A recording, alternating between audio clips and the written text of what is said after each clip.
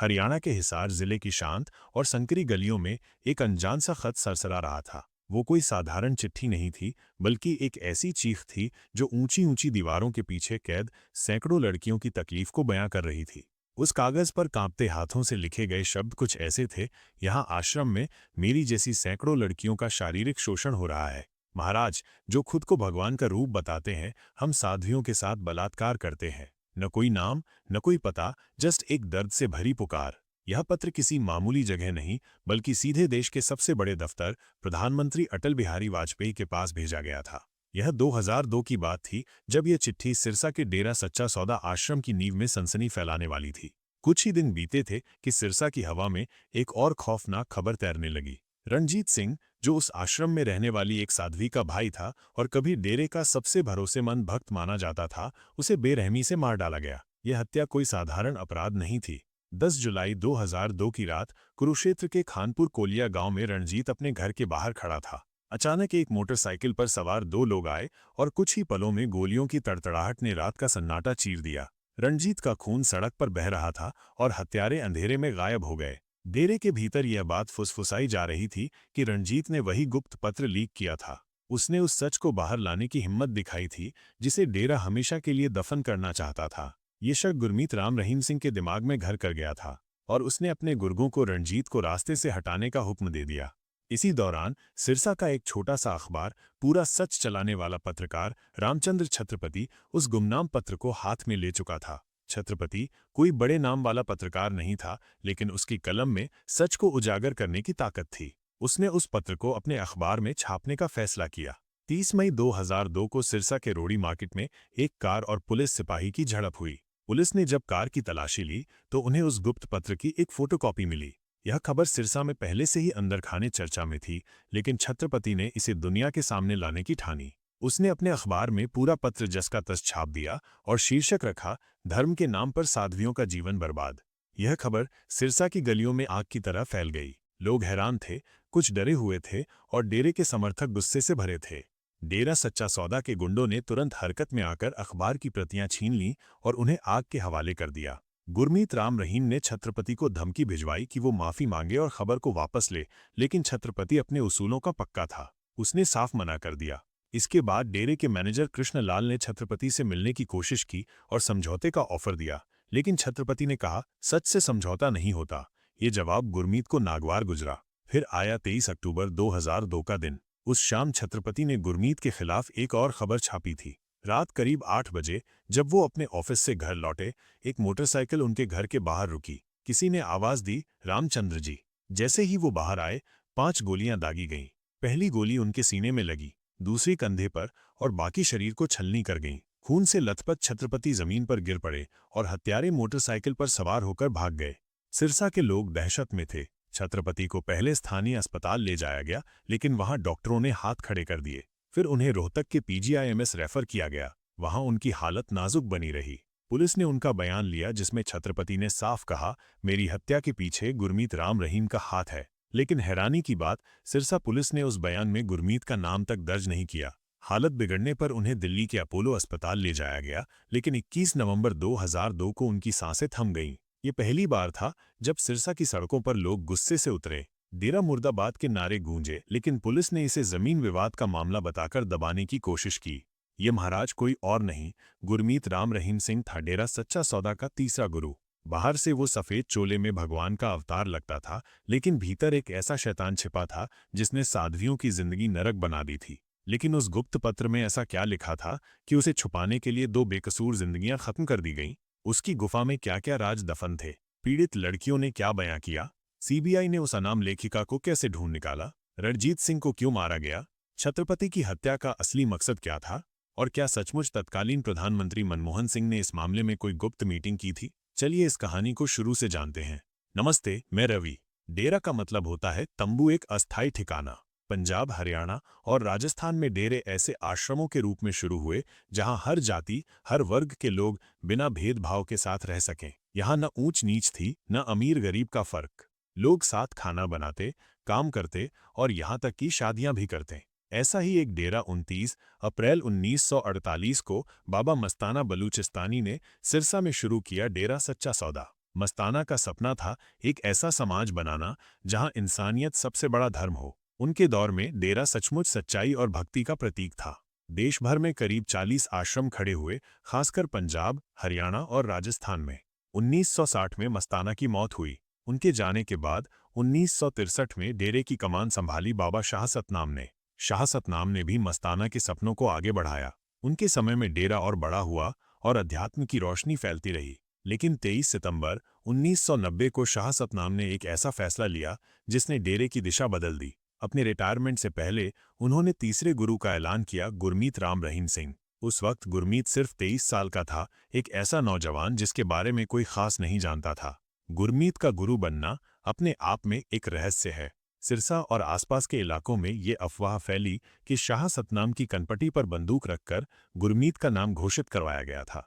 ये बात डेरा सच्चा सौदा एंड गुरमीत नाम की किताब में भी लिखी है, जिसे इन्वेस्टिगेटिव पत्रकार अनुराग त्रिपाठी ने लिखा। किताब में गुरमीत के पुराने ड्राइवर खट्टा सिंह का जिक्र है। खट्टा सिंह बताता है कि गुरमीत का एक दोस्त था, गुरजंट राजस्थानी। गुरजंट कोई साधारण शख्स नहीं था। वो खालिस्तान कमांडो फोर्स का चीफ जनरल था, जिस पर पंजाब और हरियाणा में दर्जनों हत्याओं के इल्जाम थे। खट्टा सिंह के मुताबिक एक दिन गुरजंट ने शाह सतनाम की कनपटी पर AK-47 रख दी और कहा, गुरमीत को गुरु बनाओ। यह सुनने में फिल्मी लगता है, लेकिन इस कहानी को और पुख्ता करता है एक और वाकया। 31 अगस्त 1991 को डेरा सच्चा सौदा के सिरसा हेडक्वार्टर में माइक से ऐलान हुआ, आज पूरा दिन मौन रखें। अगले 3 साल तक हर 31 अगस्त को यही हुआ। डेरा, जहां हर दिन भजन कीर्तन गूंजते थे, उस दिन सन्नाटे में डूब जाता था। फिर चौथे साल यह परंपरा अचानक बंद हो गई। सवाल उठा, यह मौन क्यों? जवाब मिलता है उसी तारीख से। 31 अगस्त 1991 को पंजाब पुलिस ने मोहाली में गुरजंट राजस्थानी को एक मुठभेड़ में मार गिराया। वह 2 लाख का इनामी अपराधी था और गुरमीत का बचपन का दोस्त। दोनों एक ही गांव श्री गुरुसर मड़िया, गंगानगर, राजस्थान के थे। क्या ये मौन गुरजंट की मौत का शोक था? डेरे के लोग चुप रहे, लेकिन ये सवाल आज भी हवा में तैरता है। शाह सतनाम का ये फैसला डेरे के कई भक्तों को समझ नहीं आया। कुछ का कहना था कि शाह सतनाम ने अपने उत्तराधिकारी के लिए 3 लोगों के नामों पर विचार किया था, एक बुजुर्ग संत, एक विद्वान साधु और एक अनुभवी सेवादार। लेकिन गुरमीत का नाम कहीं नहीं था। फिर ये 23 साल का लड़का डेरे का भगवान कैसे बन गया? कुछ इसे चमत्कार कहते हैं, कुछ इसे साजिश। सच जो भी हो, एक बात साफ थी, पहले 2 गुरुओं का मकसद अध्यात्म था, लेकिन गुरमीत की नज़र सत्ता, पैसे और शोहरत पर थी। और यहीं से डेरा सच्चा सौदा की कहानी एक काले मोड़ पर आ गई। साम्राज्य का फैलाव और शक की शुरुआत। गुरमीत के गुरु बनने के 8 साल बाद 1998 तक सिरसा का नज़ारा बदल चुका था। डेरा सच्चा सौदा का साम्राज्य आसमान छू रहा था। सिरसा के आसपास के गांवों में डेरे की जमीनें फैल गई थीं। बड़े बड़े भवन बन रहे थे, भक्तों की भीड़ बढ़ रही थी और गुरमीत की शानो शौकत देखते ही बनती थी। वो रंग बिरंगे कपड़े पहनता, फिल्मी स्टाइल में सभाएं करता और खुद को मैसेंजर ऑफ गॉड कहता। लेकिन सवाल उठने लगे, ये सब पैसा कहाँ से आ रहा है? डेरा न दान लेता था, न दक्षिणा, फिर ये वैभव कैसे? सिरसा के आम लोग और कुछ स्थानीय पत्रकार शक करने लगे। इन्हीं में से एक थे रामचंद्र छत्रपति। 50 साल का ये शख्स सिरसा में पूरा सच नाम का एक छोटा अखबार चलाता था। ये कोई बड़ा न्यूज़पेपर नहीं था, जस्ट 4-5 पन्नों का एक लोकल अखबार जो सिरसा की गलियों में बढ़ता था। लेकिन छत्रपति की नज़र पैनी थी। उसने डेरे के गैरकानूनी जमीन कब्जों की खबरें छापी थीं। उसने लिखा था कि डेरा कैसे गरीब किसानों की जमीनें हड़प रहा है, कैसे डर और धमकी से काम करवाया जा रहा है। ये खबरें डेरे के समर्थकों को चुभ गईं। छत्रपति को धमकियां मिलने लगीं, चुप रहो वरना अंजाम बुरा होगा। लेकिन वो डरा नहीं। उसने कहा, पत्रकार की कलम सच के लिए चलती है, डर के लिए नहीं। फिर आया 30 मई 2002 का दिन। सिरसा के रोडी मार्केट में एक कार ड्राइवर और पुलिस सिपाही के बीच मामूली झड़प हुई। सिपाही ने जब कार की तलाशी ली तो उन्हें एक कागज निकला, उस गुप्त पत्र की फोटोकॉपी। उसमें साफ लिखा था कि डेरे में साध्वियों का शोषण हो रहा है। यह पत्र पहले से ही सिरसा में अंदर खाने घूम रहा था। कोई इसे चुपके से पढ़ता, कोई डर से फेंक देता। लेकिन उस दिन ये पुलिस के हाथ लग गया। किसी तरह ये फोटोकॉपी छत्रपति तक पहुंची। उसने इसे अपने अखबार में छापने का फैसला किया। अगले दिन पूरा सच की हेडलाइन थी, धर्म के नाम पर साध्वियों का जीवन बर्बाद। पूरा पत्र छापा गया था, हर शब्द, हर इल्जाम। सिरसा में हंगामा मच गया। लोग दुकानों पर, चाय की टपरियों पर, बस स्टैंड पर इसकी चर्चा करने लगे। डेरा सच्चा सौदा के समर्थक भड़क गए। उन्होंने सिरसा की गलियों में घूम घूम कर अखबार की प्रतियां छीनी। कुछ को आग में जलाया गया, कुछ को फाड़ दिया गया। डेरे से छत्रपति को फोन आया, ये खबर वापस लो, माफी मांगो। लेकिन छत्रपति ने जवाब दिया, मैंने सच छापा है, माफी की कोई जरूरत नहीं। इसके बाद डेरे के मैनेजर कृष्णलाल खुद छत्रपति से मिलने पहुंचा। उसने कहा, बाबा बहुत नाराज हैं, समझौता कर लो, सब ठीक हो जाएगा। छत्रपति ने साफ मना कर दिया, सच से समझौता नहीं करूंगा। ये जवाब गुरमीत को आग की तरह लगा। उसने फैसला कर लिया कि छत्रपति को चुप कराना जरूरी है। 2 जुलाई 2002 को छत्रपति ने सिरसा के एसपी को एक खत लिखा। उसमें उसने साफ कहा, मुझे डेरे से धमकियां मिल रही हैं, मेरी जान को खतरा है। लेकिन सिरसा पुलिस ने कोई कदम नहीं उठाया। बाद में पता चला कि डेरे ने लोकल पुलिस को अपनी जेब में रखा था। फिर आया 23 अक्टूबर 2002 का दिन। उस सुबह छत्रपति ने गुरमीत के खिलाफ एक और खबर छापी थी, डेरा सच्चा सौदा में चल रही गैरकानूनी गतिविधियों के बारे में। शाम को जब वो अपने छोटे से ऑफिस से घर लौटे, करीब 8 बजे एक मोटरसाइकिल उनके घर के बाहर रुकी। एक शख्स ने आवाज लगाई, रामचंद्र जी जरा बाहर आइए। छत्रपति अपने 2 बेटों को अंदर रहने को कहकर बाहर निकले। जैसे ही वो गेट पर पहुंचे, अंधेरे में तड़तड़ाहट हुई। 5 गोलियां चलीं। पहली गोली उनके सीने में लगी, दूसरी कंधे पर, तीसरी बाजू में और बाकी 2 उनके पेट को भेद गईं। खून की धार बह निकली और छत्रपति जमीन पर गिर पड़े। हत्यारे मोटरसाइकिल स्टार्ट करके भाग गए। पड़ोसियों ने शोर सुना और बाहर निकले। छत्रपति को तुरंत सिरसा के एक निजी अस्पताल ले जाया गया, लेकिन वहां डॉक्टरों ने कहा, हालत बहुत नाजुक है, रोहतक ले जाइए। रोहतक के पीजीआईएमएस में कई दिन तक उनकी हालत गंभीर बनी रही। एक पुलिस सब इंस्पेक्टर ने उनका बयान दर्ज किया। कमजोर आवाज में छत्रपति ने कहा, मेरी हत्या गुरमीत राम रहीम ने करवाई है, वो इसका मास्टरमाइंड है। लेकिन पुलिस ने उस बयान में गुरमीत का नाम तक नहीं लिखा। छत्रपति का बेटा अंशुल बाद में पुलिस से भिड़ा, आपने बाबा का नाम क्यों नहीं जोड़ा? पुलिस वाले ने कहा, आगे जोड़ देंगे। लेकिन ऐसा कभी नहीं हुआ। हालत बिगड़ने पर छत्रपति को दिल्ली के अपोलो अस्पताल ले जाया गया। वहां डॉक्टरों ने दिन रात कोशिश की, लेकिन 21 नवंबर 2002 को उनकी सांसें थम गईं। सिरसा में पहली बार लोग सड़कों पर उतरे। डेरा मुर्दाबाद और न्याय दो के नारे गूंजे। छत्रपति के घर के बाहर भीड़ जमा हो गई, लेकिन पुलिस ने इसे दबाने की हर कोशिश की। एफआईआर में गुरमीत का नाम नहीं डाला गया, उल्टा इसे घरेलू जमीन विवाद का मामला बताया गया। लेकिन छत्रपति का बेटा अंशुल हारा नहीं। उसने जनवरी 2003 में पंजाब हरियाणा हाईकोर्ट में याचिका दायर की, इस मामले की सीबीआई जांच हो। 9 महीने की लंबी लड़ाई के बाद सितंबर 2003 में कोर्ट ने सीबीआई को जांच सौंप दी। करीब 12 साल बाद नवंबर 2014 में सीबीआई ने छत्रपति और रणजीत हत्याकांड में गुरमीत के खिलाफ पुख्ता सबूत पेश किए। इन सबूतों ने गुरमीत को जेल की सलाखों के पीछे पहुंचाया। वो गुप्त पत्र और गुफा के राज। अब सवाल उठता है, वो गुप्त पत्र किसने लिखा था? उसमें ऐसा क्या था कि गुरमीत इतना बौखला गया? सीबीआई ने उस अनाम लेखिका को कैसे ढूंढा और गुरमीत की गुफा में क्या क्या राज छिपे थे? चलिए इसे विस्तार से समझते हैं। 2002 में जब ये मामला सीबीआई को सौंपा गया, जांच की शुरुआत हुई। सीबीआई ने डेरे से 1999 से 2002 के बीच रहने वाली साध्वियों की लिस्ट मांगी, लेकिन डेरा प्रशासन ने कोई मदद नहीं की। लोकल पुलिस भी बेकार थी, क्योंकि डेरे ने उन्हें घूस से खरीद रखा था। सीबीआई के एक अफसर ने बताया, हम 3 साल तक हरियाणा और पंजाब के गांव-गांव घूमे, लेकिन कुछ पुख्ता नहीं मिला। फिर 2005 में एक बड़ी कामयाबी मिली। डेरे से साध्वियों की लिस्ट हासिल हुई। इसमें 53 साध्वियां थीं जो हॉस्टल में रहती थीं, 80 जो आश्रम के अंदर थीं और 24 जो 1997 के बाद डेरा छोड़कर भाग चुकी थीं।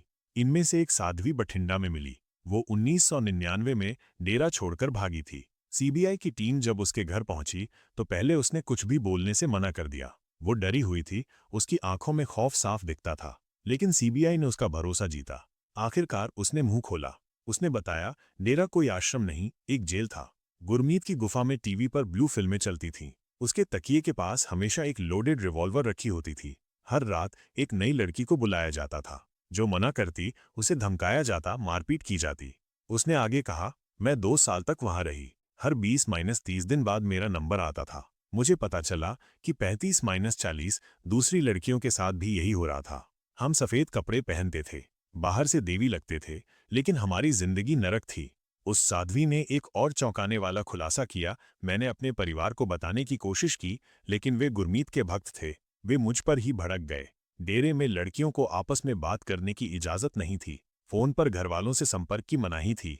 अगर कोई सच बाहर बताने की कोशिश करती तो उसे सजा मिलती थी। एक बार बठिंडा की एक लड़की ने गुरमीत के खिलाफ बोला। दूसरी साध्वियों ने उसे इतना पीटा कि वो बिस्तर पर पड़ गई। उसका बाप डेरे का सेवादार था, लेकिन उसने भी नौकरी छोड़ दी। वो लड़की आज तक चुप है। इस साध्वी ने उस गुप्त पत्र का जिक्र भी किया। उसने कहा, मैंने वो चिट्ठी नहीं लिखी, लेकिन मुझे पता है वो सच थी।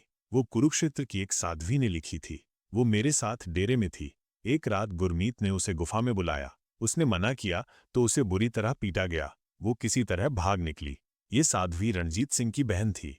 रणजीत सिंह की हत्या का राज भी यहीं से खुलता है। रणजीत कुरुक्षेत्र के खानपुर कोलिया गांव का रहने वाला था, सिरसा से 220 किलोमीटर दूर। वो गुरमीत का बेहद करीबी था। डेरे में उसकी बहन साध्वी थी। जब बहन डेरा छोड़कर भागी और उसने रणजीत को सारी बात बताई तो रणजीत का भरोसा टूट गया।